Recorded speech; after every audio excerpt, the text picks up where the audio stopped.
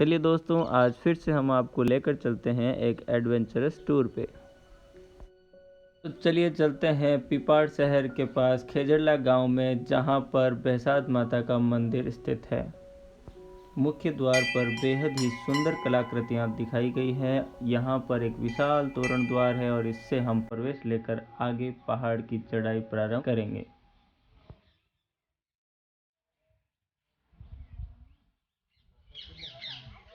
इस छोटी सी पहाड़ी के ऊपर माँ का बहुत ही सुंदर मंदिर बना हुआ है। सीढ़ियों के दोनों तरफ बहुत ही सुंदर कलाकृतियों वाली मूर्तियां रखी गई हैं। लगभग 4वीं से 7वीं शताब्दी ईस्वी की यह मूर्तियां राजा हर्षवर्धन के काल की मानी जाती है। इन मूर्तियों को मंदिर के चारों ओर स्थापित किया गया है। प्रकृति की गोद में बसा ये मंदिर श्रद्धालुओं के आकर्षण का केंद्र है। भक्त यहाँ दूर दूर से माँ के दर्शन करने के लिए आते हैं।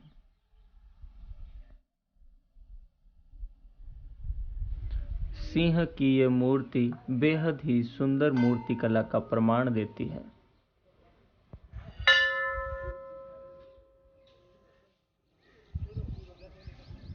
मुख्य मंदिर के अंदर माँ अपने अलौकिक स्वरूप में विराजमान है।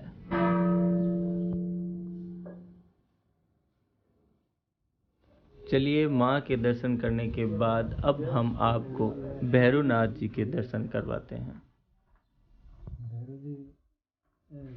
साथ ही विराजमान है अपने 3 मुख वाले स्वरूप में स्वयं भोलेनाथ। जय भोलेनाथ। मुख्य मंदिरों से ऊपर एक छोटी सी चढ़ाई और भी है, जो काफी रोमांचक है और काफी खतरनाक भी। मंदिर के आसपास लगभग 100 एकड़ जमीन गांव के द्वारा ओरण के रूप में छोड़ी गई है।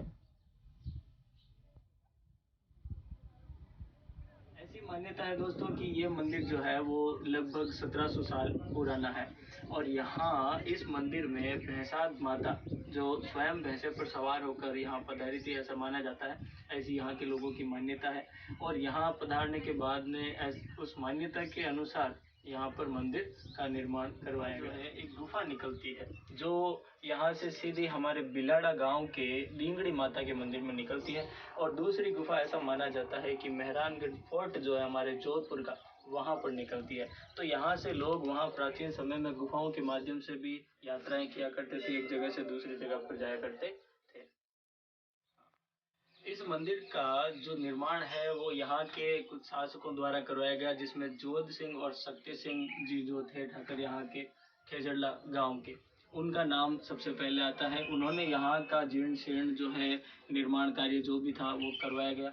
इसके बाद में कई बार यहाँ पर मुगलों ने भी इसको खंडित किया था। कई बार यहाँ की मूर्तियाँ तोड़ दी गई थी। 9 ग्रहों की मूर्तियाँ यहाँ पर लगी हुई थी जो आज भी यहाँ मौजूद है।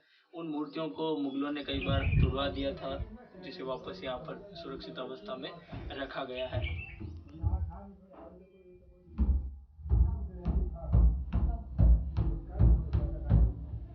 चलिए अब हम आपको लेकर चलते हैं एक छोटे से गुफा मंदिर के अंदर, जहां माँ अपने अलौकिक स्वरूप में विराजमान है। जय माता दी, जय माता दी, जय।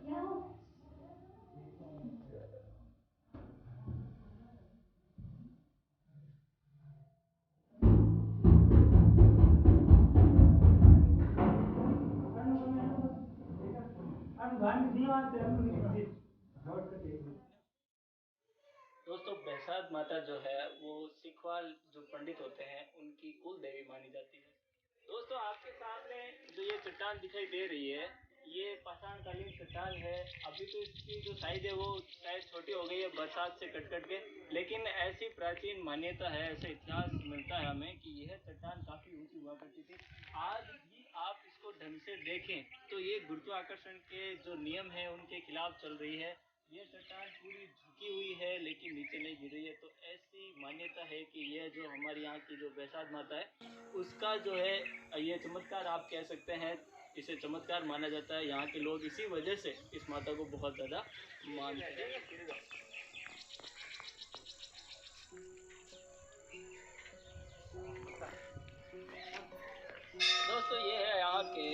सुई का नाका। उसमें तो से अब इसमें से हमें निकलना बहुत जरूरी है, यहाँ आए और इसमें से नहीं निकले तो कोई मतलब नहीं है, ठीक है। तो ये हमारा जो है बहुत ही एडवेंचरस मोमेंट है, बहुत ही खूबसूरत और यहाँ पर नज़ारा। हम फंस गए तो आप पापी हैं और नहीं तो आप नहीं है, ऐसे यहाँ की मान्यता है तो हमें इसको मान के चलना पड़ेगा। तो अब हम निकल के देखते हैं भैया फंसते हैं कि नहीं।